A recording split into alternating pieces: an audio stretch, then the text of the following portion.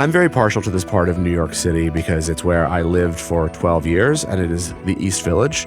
And there's a very special bar that sadly opened after I left the East Village and moved to Brooklyn on the corner of First Avenue and First. And that bar is called Superbueno. This is the Build Out, and I'm your host, Adam Teeter. Nacho Jiménez, owner of Superbueno, thank you so much for joining me on the show. Thank you for having me, Adam. This is such a great honor. So before we talk about this incredible bar, that's in a space that was many bars before it, but that has really sort of captured the imagination of New York City, how did you get started in the industry? Well, I arrived to the United States in 2000. Okay. You can tell I'm an immigrant. I still say United States. Yes. I arrived to Dallas, and as an immigrant, it was kind of the easiest jobs to get by. I started working as a server there. Okay, in Dallas. In Dallas, Texas. Okay. Yeah, I think it was called. The restaurant was called Blue Mesa. I don't know if it's still there. Okay. I just was recently on Dallas, but it never occurred to me to go find it. To go find search it out. Yeah. But moved to New York on the year 2001 after 7 months in Dallas. And I started working at a Mexican place called Gabriela's on 74th in Amsterdam.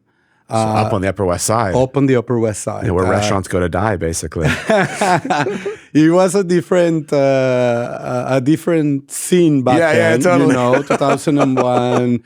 People, it was just a different thing altogether. I was behind the bar there for around 3 years until that restaurant closed, to your point. Okay. Making rainbow margaritas, which is like this margarita made of obviously 3 colors that represented the flag of Mexico. And was this your creation, or was this like the restaurant was like, this is what we do, this is what we're known for? It was long before me. So actually, it's part of a bigger group. The group owns a couple of restaurants called, there's an Italian restaurant in Midtown called Carmine's. Yeah. Mm-hmm. It's same group. Yeah. Crazy. Yeah. Okay. Yeah.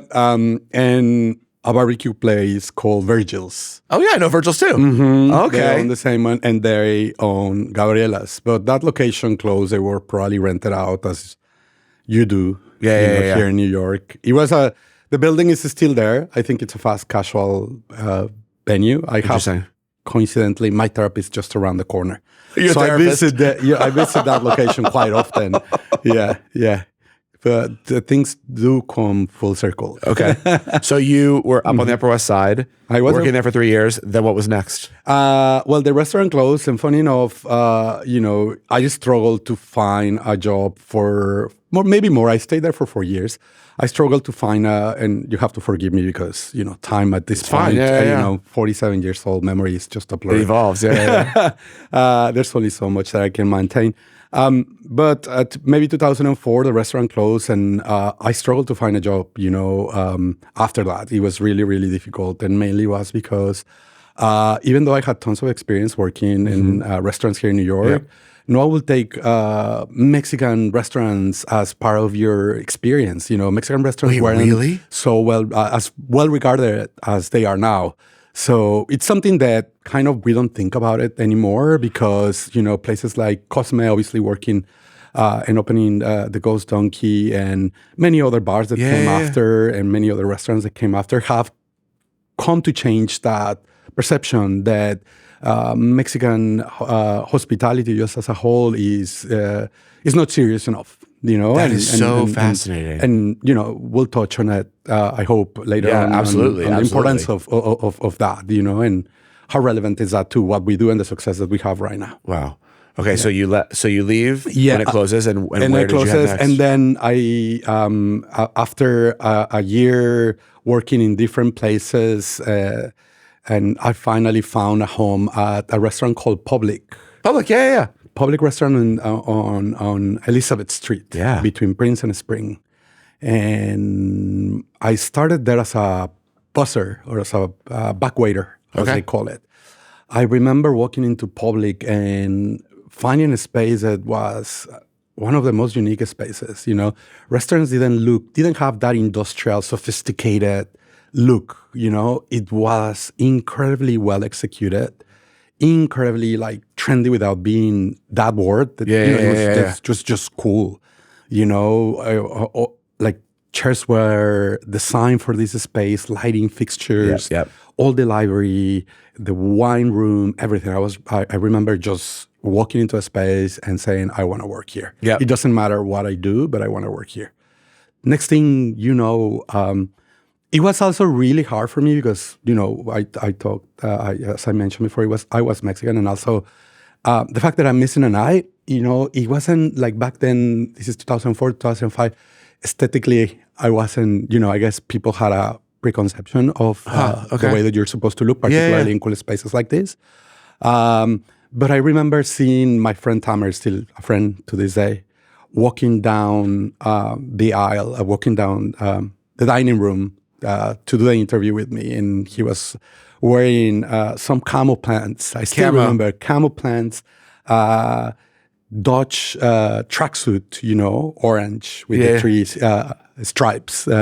I would remember, and, being Australian but Egyptian descent, just the coolest person I've seen. I was like, I really want to work here because I really want to be his friend as well. Had an instant crush. And it was, that's where I remained an employee until the Ghost Donkey here in New York closed. So I stayed an employee. Okay, so that group owned Ghost Donkey, Saxon and Parole, Saxon right? and Parole, Public, The Daily, where I met Masa. Yep. Own a couple of other restaurants that closed. I helped open, Saxon and Parole in Napa as well. That's right. I forgot they opened in Napa. Yeah. They had other concepts. Licorette, Genuine, they tried to do a burger joint. Yeah. Really, really incredibly creative people, and really, that's my background. That's where I, consider making kind of the turn into the way that I saw hospitality and just learning all these other, elements that conform that hospitality. So you start to work at Public. Yeah. Starting as a back waiter. Mm-hmm. When do you get the bug for cocktails? When does that come into your story? There was this bartender called Brian McGrory. Okay. He was a Scottish guy, probably had the coolest stuff. He was truly the best interpretation of what New York is, a staff member from every nationality, heavily, influenced by Australia and New Zealand, but we have some Scottish people, some African people, some Mexican, Argentina and Spain, everywhere, so I remember looking at Brian and him being incredibly handsome, and the way he will handle people at his bar with such confidence. It always kind of had that. I always had that crush on that position. It always felt like the ultimate goal for me, just to kind of have the opportunity to ever be behind a bar. I like the culture behind it. I like the way that people kind of feel safer behind it. There's obviously this structure, physical, that is between you and a guest that kind of also, later on discovered that it made me feel very safe, and but my goal was to be there since I started working. Since you're like, I've got to be behind the bar. Okay. And they were really thrilled with, the way bringing up people. You couldn't just jump in and in a year kind of become a bartender. Okay. It was probably about 4 years before I actually had the first opportunity to be behind the bar, and that's being a barback. Okay. So you had to really work even to just be the barback. Yeah. So I did every single position. I'm very, very proud to have done every single position within that restaurant group. So I started being a busser and then being a runner. And then I started being an assistant for a sommelier. A friend of mine is still a sommelier back in Sweden. Oh, wow. I was helping him at a place called the Monday Room, which they have the largest selection of wines by the glass. I remember being really good at polishing glassware, since we serve a As lot. one needs to be. Yeah. Oh my God, Adam, it was like we had to polish every day around 15 to 20 racks Really? of wine glasses, and it's a tedious job. Totally.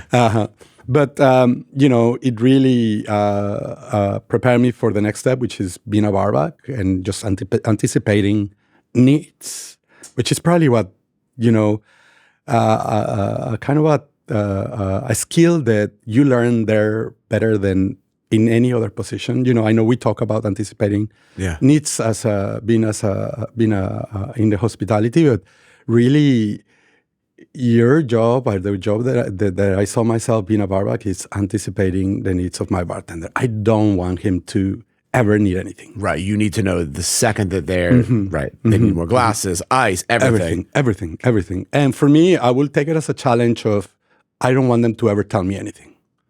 I want to just be there. And it was, as well a challenge when I used to be a busser as well. Like I always had the drive, of being the best. And it made me proud. I had that gig.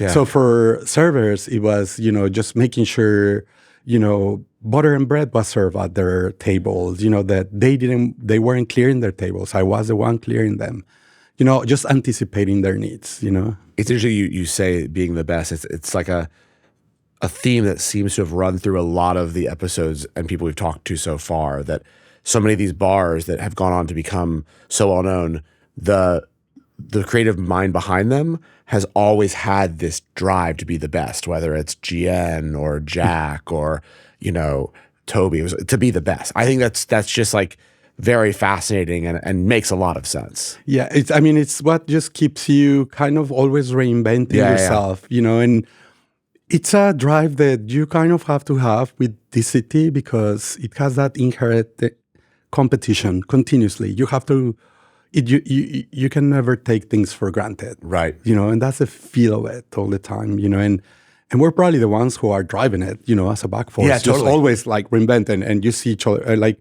you're always looking at each other, even when you think that you're not, like you're always, I always have an opportunity to connect with some of the people that you have mentioned, and and they mention a couple of things that you have done, and so do you. You're always looking at each other. Yeah, totally. It's kind of that force that drives New York City. Makes a lot of sense. So, when do you get behind the bar? When's that first time? I worked at Madame Geneva. And you're saying all these places that I used to love. Yeah.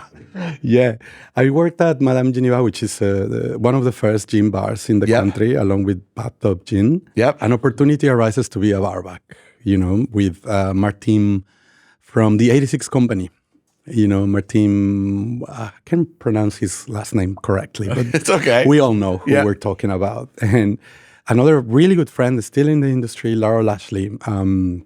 And they gave me the first opportunity because I've been wanting to be there, and I've been, bothering people. Hey, I want to be there. I want to be there. And finally, give me the opportunity to be a barback at Madame Geneva, and I loved it. I loved that I have control over my own tables. I didn't have anyone looking after me, and I can, just serve people.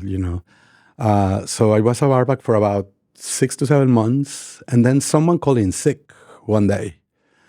And I had the opportunity of bartending, and it was a really, really busy night. And I'm very methodical. I drive people crazy sometimes. And people will never see it because they see me being so laid back. Yeah. I work as systems. I have all right. So you have everything you want, and then vary.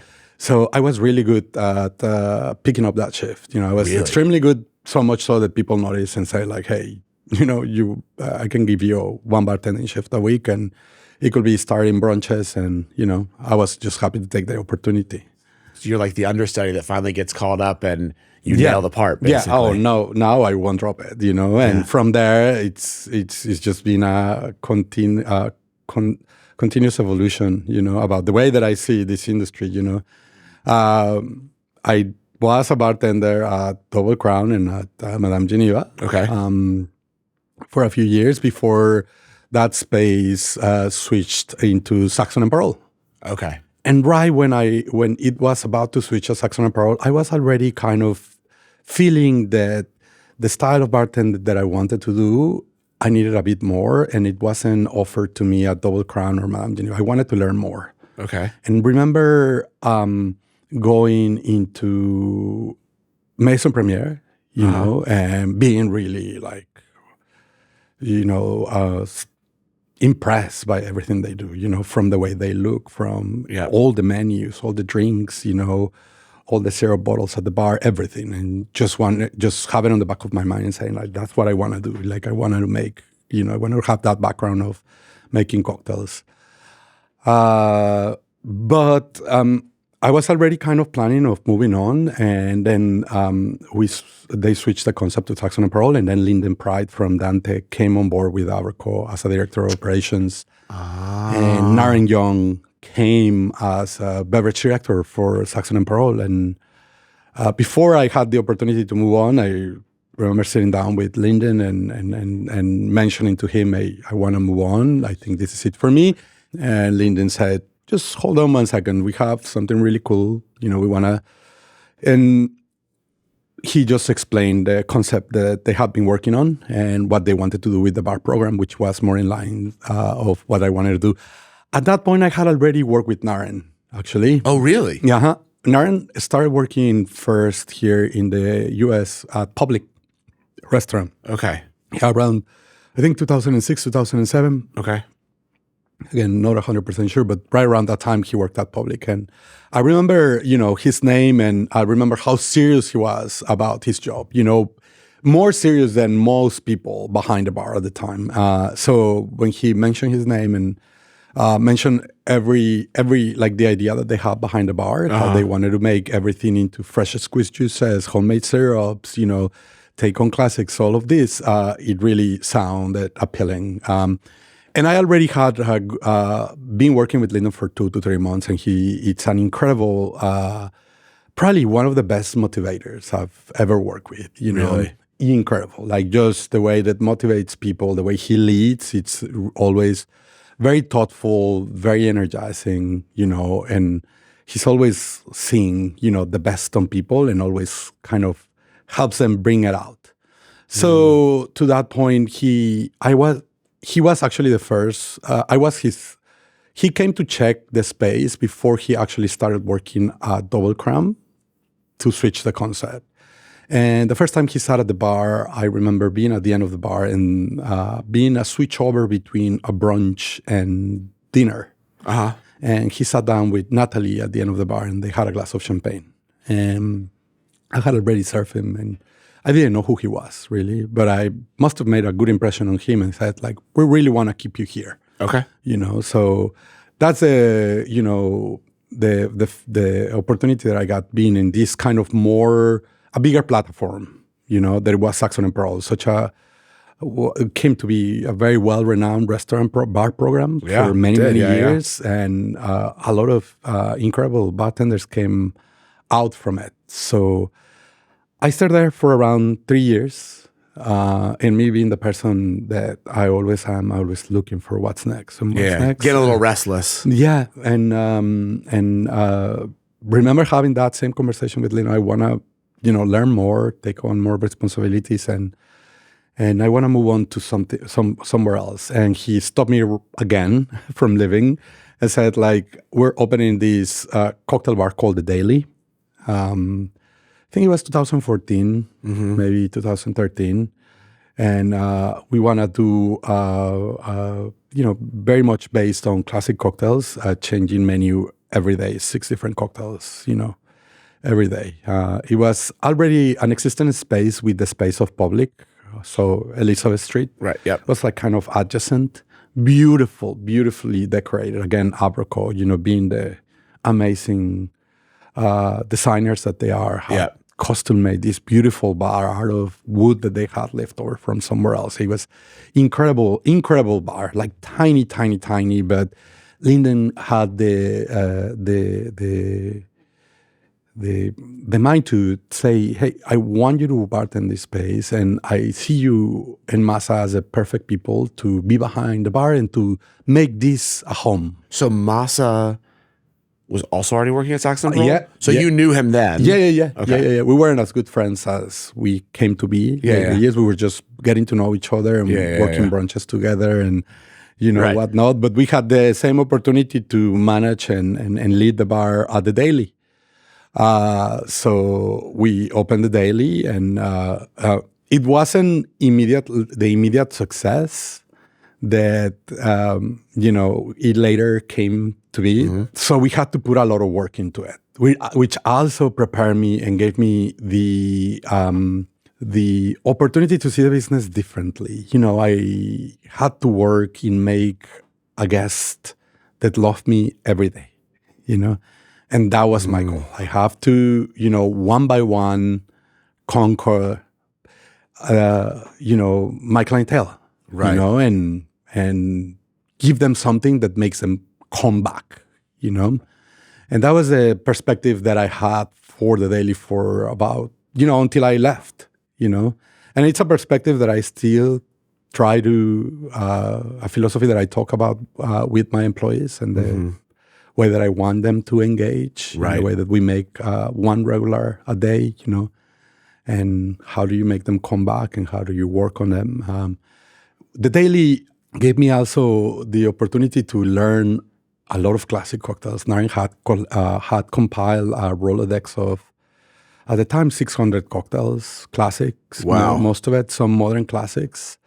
And had also taught me to, at the beginning, he used to do the menus himself, changing 6 cocktails, and see the menu. I've been very influenced by him in the way that I build up menus, in the way that I try to offer a style of drink for everyone, It couldn't just be, 6 variations on Manhattans. Right. He was really thoughtful about, hey, maybe an aperitif, maybe something shaken and stir. Those were the categories as well. Okay.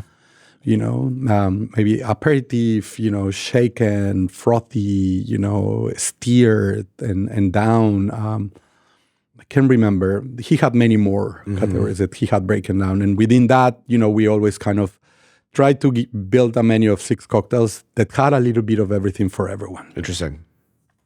And so Daily, you're there for a while. And then, I remember this was still early-ish days. I remember I started hearing about this place opening called Ghost Donkey. Yeah. So how did that come to be before? So Evan Freeman, who at the time was also working with Abraco. And before he started working with Abraco, he was a great follower of my hospitality. And he will come to the Daily and have a drink with me all the time. He's such a great person in that sense of, in many senses, but one of them is he loves his community and he's always making sure he's there for them. So I felt very supported, and I obviously looked up to him, and I've heard his name, and then he started working with Abraco, and they had been talking about, turning the page around for Madame Geneva. And the opportunity came to him first, where that opportunity was offered to Evan. We want to do something. And then Evan said, I want to do it, but I will only do it if it's with you. And I was really excited, I was already kind of, wanting to turn the page around again. Every 3 years, I get into what's next. And then he came on. I was like, great. Up until that point, which is maybe we had the first conversation on the spring of 2016. Okay. Until up until then, I hadn't worked in a Mexican restaurant since I started working with Public, which is the end of 2005. So it's been 11 years, basically. Yeah. And one of the reasons was because it was so hard to find a job just having Mexican experience. And I had such a terrible experience to the point that I was about to leave the city. Really? I was living off, $20 in a week, and I remember not having any more money that week. And a friend of mine called me one day. I couldn't find a job, and a friend of mine called me and said, like, oh, our runner didn't show up. You want to come and work for us one night? And that saved me. So after that experience, I said, I want to kind of just prove myself somewhere else, that I can be more, that I can learn, that we can get the same opportunities. So it was 11 years before I started working again in Mexican restaurants. And opening Ghost Donkey was an incredible opportunity to rediscover my roots. And not only rediscover them, but also put them front and center of what the experience of this place was going to be. And that was so empowering and incredibly inspiring, and, to have value and to hold value to all these memories and traditions and things that I have kind of held and kept away for a long time. Yeah. So we opened Ghost Donkey in 2016, and people just loved it. Yeah. It's quite hard to get into, but often. Yeah. People just loved it. So I think we stayed open for about 3 years. We closed the New York location during the pandemic. Yeah. So we had the last service a Sunday before the pandemic, and then after that, they closed. They went on to license, I think it's a licensing agreement, I'm not pretty sure, but they have different Ghost Donkeys all around the country nowadays. Oh, I did not know that, actually. Yeah. Is that then when you parted ways with Africa too? Yep. Yeah. Okay. Right after the pandemic. You know? So you part ways. Do you start having an idea for a bar that you finally want to open a bar? Or are you like, what's happening? Almost immediately, I knew that there was a gap, Okay. And the Ghost Donkey, up until that point, there hadn't been a bar like that before. And it's interesting, too, that in those 4 years, no one copied it. No. That's so interesting. Yeah. And it was... at least not successfully. It was my fear. Yeah. During those 4 years before, my partner came and offered me the opportunity to partner with him, my fear was like, I kept looking around, at Mexican experience opening around the city. And it was like, is this going to claim it? Is this going to claim it? Is this going to claim it? So Ghost Donkey was unique in the sense that up until that point, mezcal or agave bars were really serious and buttoned up. You know? I mean, you think about the mejuels and things like that. It was very almost precious. Yes. Yeah. And in a way, kind of like not approachable, you felt intimidated by asking questions if you didn't know what type of agave, you were drinking. If you actually had a shot of mezcal, or just drink it like as a shot rather as a sip in it. And one of the characteristics that I talked about when creating and working on the concept of the Ghost Donkey was that agave spirits and Mexican traditions aren't that serious. Right. In the sense that, there's an aspect of sharing and community and joy that it is to share these beverages. So, and no one was reflecting that in the way that we wanted to approach hospitality, that we wanted to kind of reach out to more people, in that way that, hey, you can ask me any questions. There's no dumb questions about mezcal. We wanted to be approachable. We wanted to be open. We wanted to be fun as well. We wanted if you didn't want to think about it, you also couldn't think about it. But if you wanted to go there, we had the knowledge. Do you think this was also because so many of the bars prior to Ghost Donkey were really tequila bars or Mexican bars through like an American lens, or through, a lot of oftentimes the ownership wasn't actually Mexican, or the concept of it was we've discovered mezcal, we've discovered tequila, let's share it with New York, but like none of us actually have the background, like have the heritage of being Mexican. I think there's probably a degree of that, but I think that also it was probably necessary, because if we think about even before that, mezcal and tequila had a stigma on it. Right, true. And more so mezcal than tequila, and any other agave spirits, some of it, created by, media, or it didn't have the reputation that it had, and Yeah. you needed those places. You needed the Maya wells, and you needed all these agave spaces, and you needed people, educators, that so many come to mind that kind of took the mezcal conversation into a serious environment where people could take it seriously, where the most regular consumer, not me and you, could actually approach it and say, wow, this takes so long to make. I did not know that story. So you leave.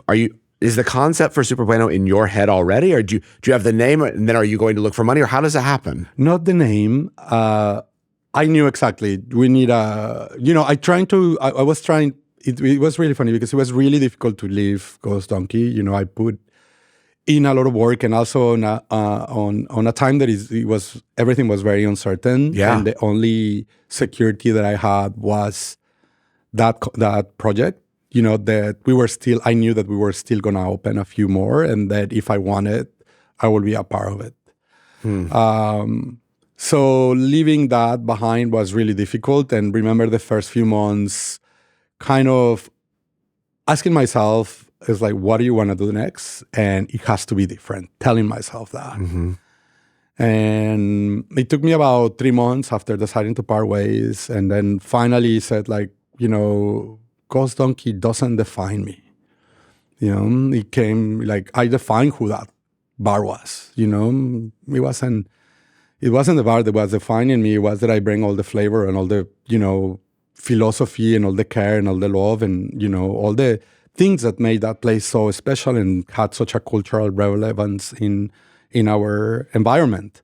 And that right there, I said, like, well, I'm just gonna do one more better. I not try to offend anyone, but I wanna fine tune it. I wanna make sure we are. I wanna work on hospitality, on deliver this concept, on getting the message more kind of fine tune and more focus. Fine tuning everything from cocktails, music, design, the feel of service, everything. Food, everything. We wanted to kind of just, make it bigger by bolder. We wanted to be bolder. That is pretty much it, Having that kind of reputation and obviously the background of being at the Ghost Donkey and being such love, the bar, as I almost start talking about it, the bar already started to, people start talking about me and doing and opening another. People were waiting because they knew that no one had come to claim that space. Yeah. And that I was the one who, had it before, and that I was already talking about, what's going to be next. Okay. So is that how so people, you're talking about it, people, and then how do you go from this idea to physical space? Did you always know that you wanted to have I know you have a business partner, but did you know you wanted to have a business partner? Did you want to try to raise the money on your own and own it outright? How did that all happen? No, honestly, I wasn't that proactive about it. I honestly come from, more like an empirical knowledge. Like I learned everything as I never went to school for anything, Mm-hmm. So everything that I kind of have learned in this industry is being very empirical in sense as practice, Yep. And looking at others and looking at people above me. I have so many people and that had made me who I am. So in that sense, I worked just on the concept itself. Like I'm fine-tuning it, what cocktails, what food, what was the feel, was going to be like. Try to look for a name. And, the people that I wanted to work with, started kind of talking to people, recruiting people. So, Shamai, Neil, Kip, Armando, Nachito, who's our barback and had been a barback for a long time with me at Ghost Donkey, and Rosemary, so many of the people that I work with right now, I had talked to them and say, hey, I'm going to do this. I want you to start thinking of it, and are you interested? You want to do it. And then I was just kind of waiting for I had an opportunity to pitch different ideas to people, but it didn't come. None of them came to be. And I think Greg approached me at the right moment when almost every idea. So he approached you basically. So you were already pitching ideas to people, and then he comes to you. Yeah, and he obviously had the Boilermaker in that space, and prior to that, he had the Golden Cadillac into it, and said, "We're thinking about turning the page or making this space. I want to do this. Would you be interested in partnering with us?" And at the time, he had a different concept, and I said, this is an opportunity for me to get to know Greg. Maybe first step at the door. I'm not as aggressive, to a certain degree. It's kind of a fault. But it's the first step to get my foot in the door and get to know each other. And maybe, an opportunity will come and I will finally do what I want to do. Okay. But then, we had an opportunity to chat again. And he mentioned again the concept he wanted to do. And he also opened the door to say, hey, this is what I have in mind. But if you have anything else in mind, now's the time to speak. I had it, I was like, great. And I already had the name because it didn't come from me, actually.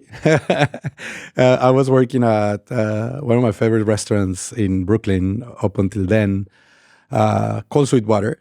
Yeah. And bartender of Sweetwater at the time called Sam had mentioned to me one day, just passing by as a kind of joke, like, Nacho, wouldn't it be great if we open a bar called Superbueno, you and me? And I remember looking at him and it ring like $1 million. That it's just like every idea that I had was like validated by the is everything that I needed to kind of complete the circle into it. And I just went and talked to him and said, I love your name. I already had a concept for it. You mind if I use it? And he was like, no, absolutely not. Like you're more than welcome to have as many drinks as you want at the bar forever, And that was the deal, And then, I when the opportunity came to pitch the idea of Superbueno to Greg, I already had the feel, I already had the music that I wanted to play, the food that I wanted to do. I had the menu, already done. And he asked me right then, do you have a name? And obviously the name is so iconic. It's amazing. Yeah. Incredibly iconic. And incredibly, for me, really rang a bell of positivity. It's a name that you can both read in English and Spanish without making a mistake. And that for me also felt good with the American consumer, because you're always don't want to. My biggest thing is that I never want to feel anyone like an alien in my own bar or an alien by naming things wrong. And part of the Mexican-American experience is also, having those words and phrases that aren't properly a word in Spanish or in English, but they exist in this kind of alternative world that is the Mexican-American. Yeah. So he signs on. Was the space already demoed? What had to happen? No, so I kind of had an idea of what the space needed to look like. The Boilermaker was I'm afraid of putting a name or a tag into what type of a space was, but it felt like a pub. Yeah, it did. No, it did. I mean, it had the glass on the side with the written cocktails on it, and it was a pub. Yeah, and it did burgers and yeah. And I knew that what I wanted is to bring light into that space. That space felt very dark, actually. And now that you think about it, when I think about Superbueno, it doesn't feel dark at all in there. Yeah, that's okay. And one of the things that helped that was that when my partner met the contractor, one of the things that he actually called me right away and said, we just discovered another 4 inches on the ceiling. Do you want it on or do you want it off? And I said, let's take it off. And he said, I think that's a great idea. He was already thinking of taking it off. And it really opened the space because you went higher, He went higher, and if you never been, Superbueno's windows face First Avenue, and the ceiling, the windows are pretty long, but the ceiling back at the Boilermaker meant that the windows and the ceiling will meet right where the window ends or begins on the top, which made the space feel even more enclosed. Smaller. Yeah, you're smaller. right. So lifting it up will just open all the light from the street, from both us also, because there's a big window on First Street, and bringing that ceiling off will let more sunshine come in, and all that beautiful energy of First Avenue and First Street, let it just come in. You just come in. Let it just come in, and we just have to capture that same buzz that very iconic corner has, because it's a beautiful. I'm very happy where Superbueno is at. It's a great location. Incredible location. Couldn't ask for more. Couldn't ask for better neighbors. It's it has that East Village grid and edge to it, and it won't change. It's not changing. It's still there. So, how did you? I mean, one of the things I think that's very iconic. There's a few things, but one of the main things I think about when I think about Superbueno that you notice immediately is the bar. Yeah. How did you determine that was the kind of look of a bar that you wanted? For those who don't know, it's white, but it has sort of rocks, like geodes, and it's beautiful, like reflects. And how did you decide that's what you wanted? Yeah. So I didn't we demoed the whole space because we wanted to have new floors. Okay. And I wanted the bar to look slightly different from the back, So the big question was, how are we going to? One of the things that people love about Ghost Donkey was that it was a happy space right off the back. When you come in, you have this kind of intrigued energy, and Abraco talked about this before, and that's why when I open Superbueno, everything that I learn is like start coming back to me, And one of the things I talked about is you want to kind of create some sort of buzz without people even walking to the space. And the Ghost Donkey had those fairy lights, red fairy lights all around the bar, and we can control them. We can turn some off, turn some up, depending on the turn them up and down as the music goes on. Yeah. And the question and the challenge was, how do we capture that energy without looking exactly the same? And, one has to have this openness of the bar as well. It has to have those lights. And one key element, it was all the LED lights around the bar, which I took inspiration from looking at public records. Okay. I mean, I will never compare myself to them because they probably had an incredible engineer looking into these beautifully designed LED lights. But it was a great inspiration, very kind of austere, minimalistic, bare wood, untreated birch, wood that I wanted to kind of reflect that, but also, vibrant, the look of the bar,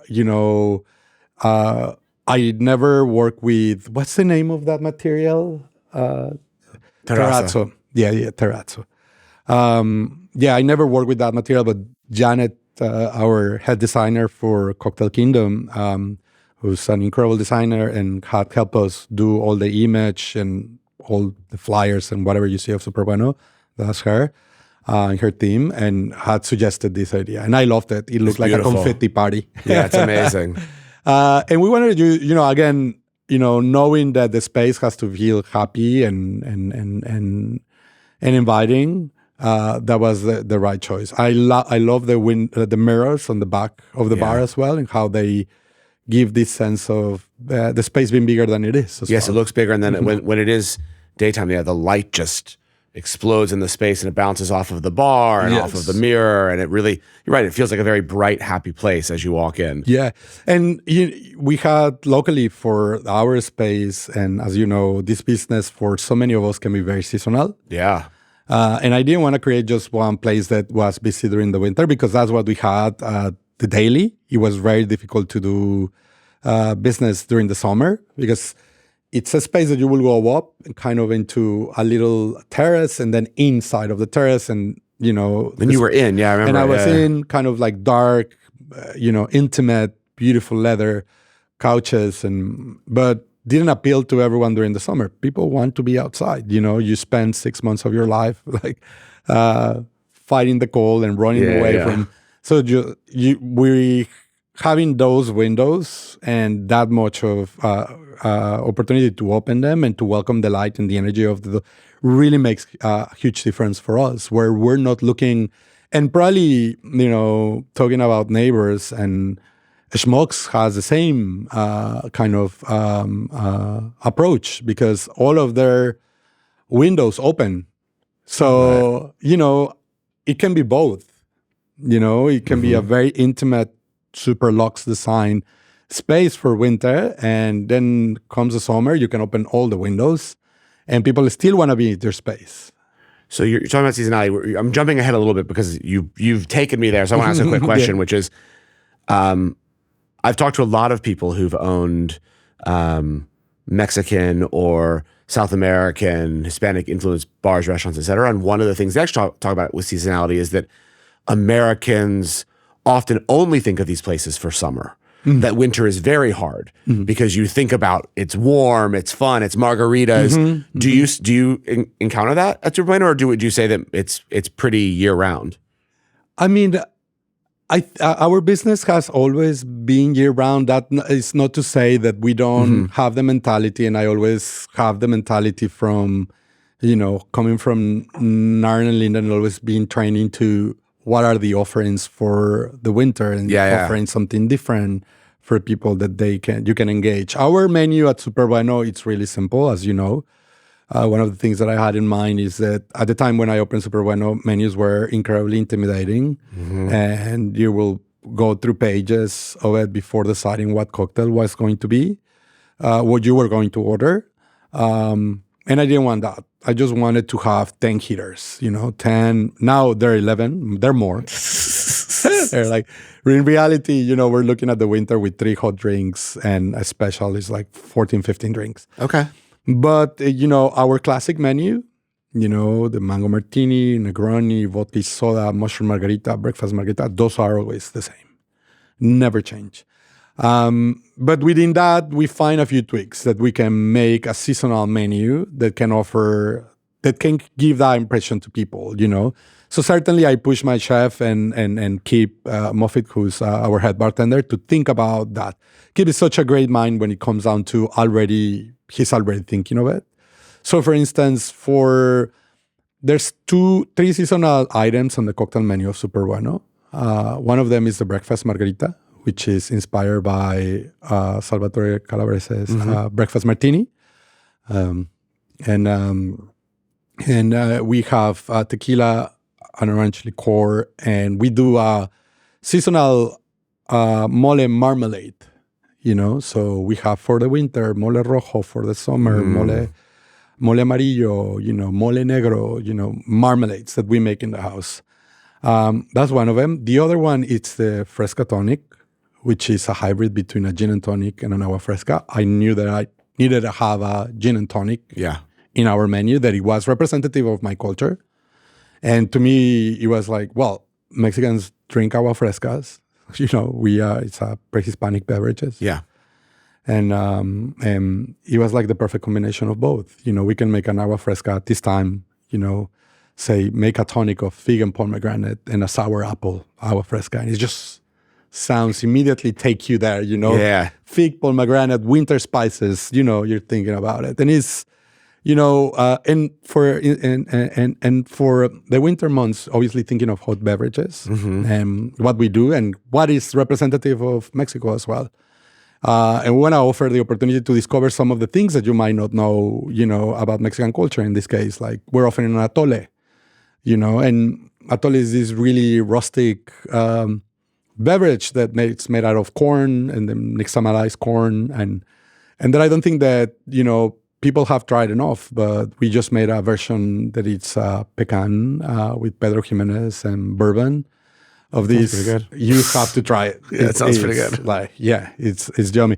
So we want to offer that to people, so they don't think of Superbueno just as, as a place just where you can just come and enjoy a margarita in the summer, but you can really do it all, really. Talk to me about the lights. So I think one of the other things that's pretty iconic about the space is you have these huge white lights that are hanging, and then they swing. Yeah. Was that part of the design? Did you know you wanted that? We have always done it since the daily days, me and Masa. Really? So you see it at Katana Kitten too. It takes more relevance when I changed a lot. So immediately I realized, and this is something that you learn as you go on, we open with LED lights above the ceiling, behind the seats, and underneath your seat as well. So 3 levels and 1 in between at the bar. Yeah. So those are 3 levels of LED lights.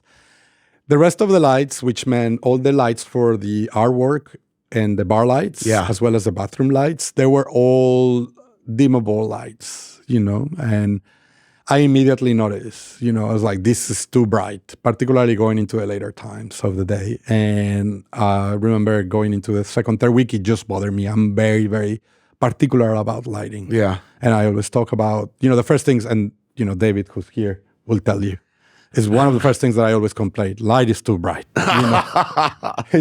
For certain spaces, it's just, you have to have, and for bars particularly, you have to have that, sense of warmth that is all light, temperature, and music.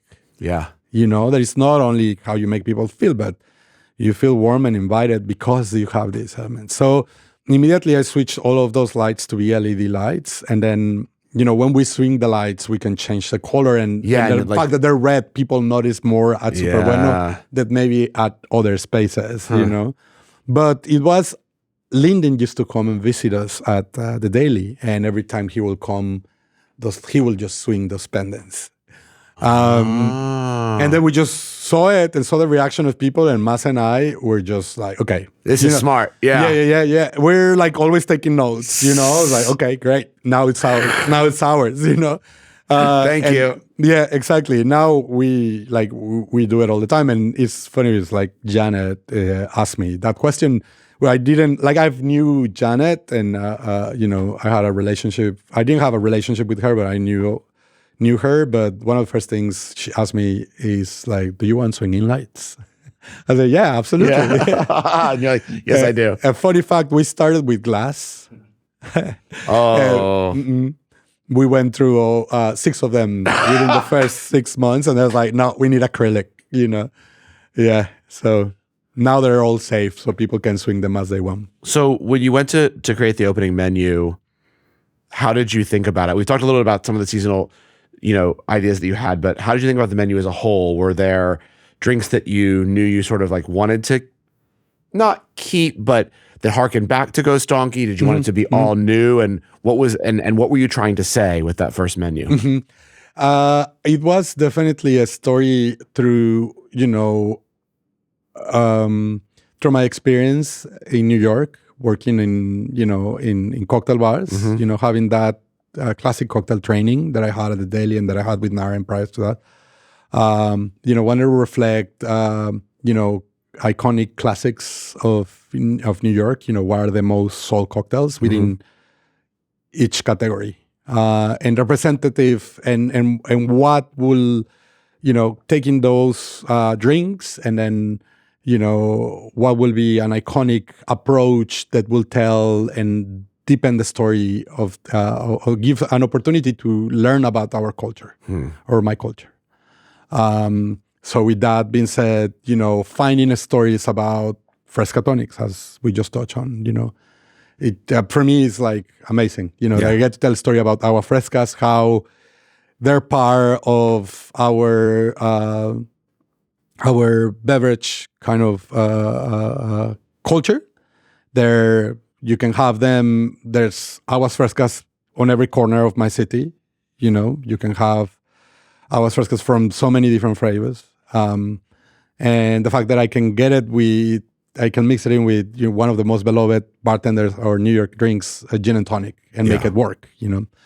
So that was the story, kind of deepen. And I see the cocktails as an opportunity to tell a story about a tradition, corn sour, roasted corn sour. It's a seminal ingredient, everything goes back to corn. Everything is about corn. Mm-hmm. So, and how do I, combine that with the sophistication of New York? I love whiskey sours. So in essence, is that idea in mind? And, roasted corn and the corn is just a part of our culture in so many ways. Right. So we use two different types of spirits that are made from corn. One of them whiskey, and then the other one the posh. Giving depth to the story. Using that as a vehicle again to tell more stories about our culture. Everything is culturally, driven.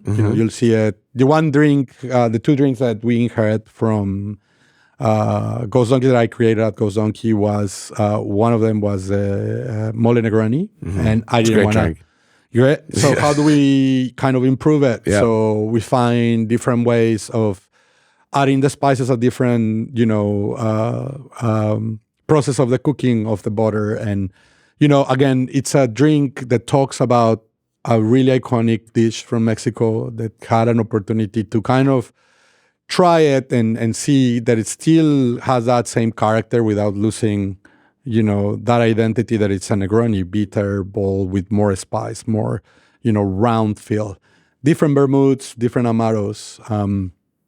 So I always had that in mind, always kind of trying to stay and use the menu or use the ingredients or use the techniques as a vehicle that allows me to tell a story that make people feel more connected, to you and to the experience, You don't want people to kind of come and drink and then just go away and forget about it. You really have an opportunity to tell a story. And that's why, working at Superbueno, I always tell my staff, it's fun. You have all these opportunities, different tools that allow you to connect with people and allow that service to be coming from your gut, right? Yes. And the other drink that I wanted to have, and is because also a very iconic ingredient from Mexico, and this is not my drink. It's the only drink on the menu that is not from anyone that works at Superbueno, that it's from Evan Freeman. There is a mushroom margarita. He created a Taylor. We opened the Ghost Donkey with it, and then, I asked him when I was opening Superbueno, I want to keep this drink, and it means as well so much to me to have the opportunity to feature a drink from someone that I really love and looked up to. Yeah. And it made me feel grounded.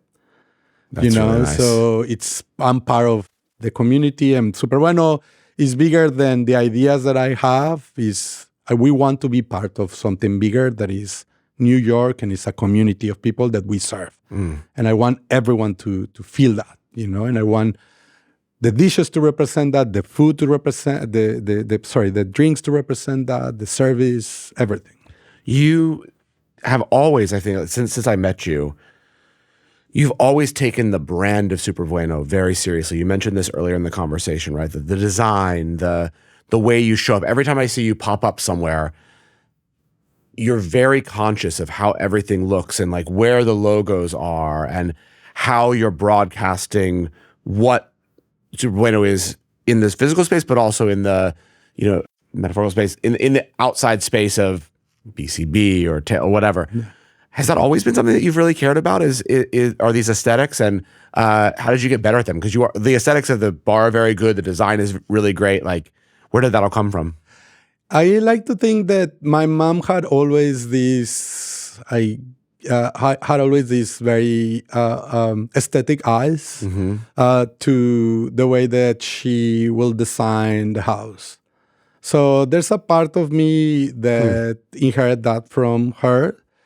And I also give a lot of credit to the way that Lyndon Aberco and other people kind of have influenced, to me, these opportunities to be in a platform as unique, and as important to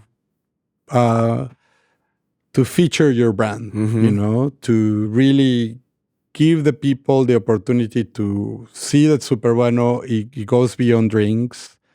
It's not it's not the experience of one drink. It's a combination of all the elements that come from the space that I want to kind of reflect everywhere I go. So in that sense, lighting, where our branding, logos are, music, drinks, and the atmosphere that we can control becomes more and more important. I want to continue to grow on that, and, in a sense is, I wanted to also kind of expand the way that, Superbueno is looked into. It's not always, these red lights and whatnot, but I wanted to continue to exercise that mind. And, pop-ups and collaborations are such a unique, opportunity for us to try that, and I love one of the benefits of doing pop-ups, and I know probably you have had conversations with some of our peers in the industry about what the meaning. And for us, it's really an opportunity to feature the brand to a new crowd and to try different things that we normally wouldn't try in our spot, see what works, see what doesn't work. So, I mean, Aberco and so many people had that always very, very conscious. I think it's, 2005, looking at the menu and how it was designed, and these clipboards, very skinny ones, almost like as you were reading a public school or a library card. I remember the design so well, so iconic. The font, the pencils at the front desk, the soaps on the and everything. It's an opportunity. Everything. I wish I can do more. Like really, I cannot do it all, but I wish I can do more. So obviously, when you first opened, the place was packed from the beginning. I mean, everyone was talking about it. So more of a hot seat question: what makes you, or what has made you, since opening, feel successful, or how do you know that you've been successful? What has made my success? I think is a community of people that I kind of have nurtured since I first stepped into the limelight of this industry, and how it has evolved through the year, and how I have maintained those relationships. I just had an opportunity to talk about what the success of Superbueno in the eyes of the social media looked like, and the opportunity with media looked like. I think I've been very careful and very thoughtful about the way that I'm always carrying myself in front of others, and the way that I nurture every relationship through my journey. And I think that has earned me a lot of respect and a lot of love and belief into what I do. And the most important part that I will say, for me, beyond anything, is just an energy, Adam. People want to see me do well. And that's a beautiful energy to have on your side. People want to see me succeed. And I feel it everywhere I go. I feel it. I felt it when I won the James Beard. I felt it when we were recognized by the 50 Best. I felt it. You deserved it. You deserve it. This energy is everything. Everything for what I do, for how I continue to encourage my staff, the belief that I put in them, everything that I put out into the world. So I'll say that, is the most important. Amazing. So what does the future look like for Superbueno? What is next? And I have to take it back to you. Basically, the theme of this conversation has been that every 3 years you get a little antsy. I'm already getting Yeah. So what's the future? So Emma Jensen and I are working in a book about Mexican-American cocktails. Cool. So we're on the thick of it right now. It's a completely different experience for me, because I've never, as I mentioned before, I never went to school. Yeah. I don't think I finished high school. So it's very challenging, very different environment that I've never been part of. But I feel that there's a story and there's a cultural relevance in this time to tell about what Mexican-American cocktails mean and what they are, and some of the traditions and the culture behind it, So we're doing that right now, Okay. which will take maybe, we're if everything goes according to plan, maybe we'll release the book in 2027. Okay. Yeah. So, we're really excited, and that will mean that we'll have an opportunity to tell the story to Superbueno. Obviously, these opportunities to come and do a podcast and talk to you about this. I was thinking just a minute. Yeah. I was like, I don't think that I ever talked about myself so much. I wonder if, You've done great. Thank you. I hope that people find it interesting, and they can find inspiration into where I come from, how I was formed, and they can follow that, and get people make people inspired. So you haven't turned in the draft yet? No. So it's on the works of it now. David's also part of it. Good. Anything next for the bar? Do you plan? Would you ever expand the bar? Would there ever be Superbuenos in other cities? I think we're in the conversations now. Obviously we have put so much work and love into building a brand that everyone loves, and is one of the most wonderful reactions that you get from people visiting all around the world. We are really lucky to have that bar that people visit from Norway, Japan, Miami, San Francisco, and the question is, why don't you open something here? It's like, maybe. But obviously the question is, as most of my other peers of mine will tell you, is how do you stay, true to who you are? Mm-hmm. And I think finding an answer to that will really dictate whether we want to or we move forward with opening another bar. But we first have to find what is the formula that will make Superbueno not be just a carbon copy of what the Superbueno is. I don't want that. But that will ground Superbueno into be that community, that bar, that it has a cultural relevance in that part of Chicago or Miami or Hong Kong. Right. So I think it's important for us to ask the question. I'm not opposed to the idea, and my partner certainly is not opposed to it. He's very excited about all the accomplishments, and obviously it's part of the conversation. But for me, before I move forward with anything or with a thought, is finding an answer to that. How do we find that recipe, and what will it look like, for my life as well? Mm-hmm. 47, traveling around the world, looking at bars, might have looked great at 30 years old, but I want to be close to my friends and start thinking about a family and whatnot. Yeah. Before we get to our last three questions, I do have one more, just because you have received so many accolades. And one of the things that a few of the other owners and bartenders have said on the program is that they've loved the accolades, but sometimes it can feel like a lot of pressure, especially when, you have a guest come in and say, well, is this actually one of the best bars in the world? Is this the best bar in North America?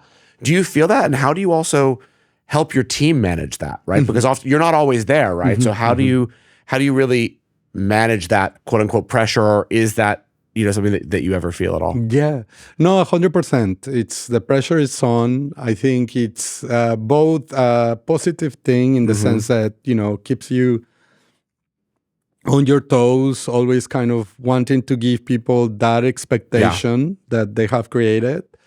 However, for Superbueno, it's very challenging because we're a very unique bar in the sense that not a lot of top 50 bars look like us, the sense that we're like loud, dancing, maracas, the moving lights, and sometimes it's hard to live by those expectations, but we have to believe that what we do what we do because we love it, and we're staying true to ourselves, and have to continue to give the best of us every day. I listened to your podcast with Mason Premier, and one of the things that really stood up for me and resonated so much, still causing ripples, is that you're only as good as your last service. And I had that phrase like, man, that's so true, And I've been preaching in a different way, not phrasing it so perfectly like he did. that, but that phrase is so powerful. And I try to, within that, stay true to who we are, make sure that we give the best possible experience, and empowering staff to believe into what we have created, It's amazing. Thank you so much for taking the time. Thank you. I'll ask you our 3 questions now. So the first, which I'm sure if you've listened, you know what they are, is you can drink one cocktail and one cocktail only at Superbueno. What cocktail? I like the Fresca tonic. I figured you did. You talked about it a lot. So. Yeah, it's like also because it's a non-alcoholic version. I don't drink anymore, so the non-alcoholic version of the Fresca tonic is one of my favorite non-alcoholic cocktails in the city. I don't have to say that lightly. It's really good. If you can open a bar anywhere, no money's not an object. I'll find you the cash. I'll find you the space. Where would you open a bar? Mexico City. Yeah, Mexico City, maybe San Miguel de Allende. I like Mexico City. Yeah. I think I have something to offer there. Yeah. Yeah. It's a very vibrant, really cool place. Yeah. A lot of stuff going on. So it makes a lot of sense. Yeah. Okay. And then what's one piece of advice that you would offer to someone that either wants to open a bar, they want to run a bar, they have these dreams? I think it's just believe in what you have. If you're at that point of opening a bar, don't get distracted by what other people are doing. What you do and how you do it is so unique to you, and no one will ever be able to replicate it. I keep seeing it over and over, and we just talked briefly on how no one kind of was able to replicate what we did at the Ghost Donkey, but then we did Superbueno and has surpassed every expectation. Yeah. It's because that, recipe and way of approaching the business is my personal and our personal, every team member that forms Superbueno. And there's another concept that I'm thinking of that I don't want to speak too much of. Okay. But it's a concept that is getting, right now, is kind of alive, but I don't see people doing it the way that I can think I want to do it. So it's just, and it's difficult because right now I'm not in a position to kind of go ahead and move forward to open it. But as you do, you're always like, oh, they did it. Oh, they did it. Oh, okay. And start taking notes, But it's, what you do and how you do it is so unique to you. Yeah. So just have that belief, don't doubt yourself. Just stay humble and work on your craft, Every day is an opportunity to do it. Nacho, it was an absolute pleasure as always. Thank you. Thank you for joining me. This is so great. Thank you for having me. Of course.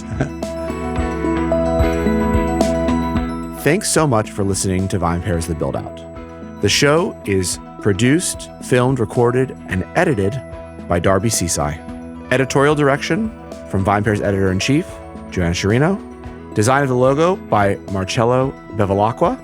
And thanks to the entire VinePair team, especially my co-founder, Joshua Mallon. I've been your host, Adam Teeter. Until next time, thanks for listening.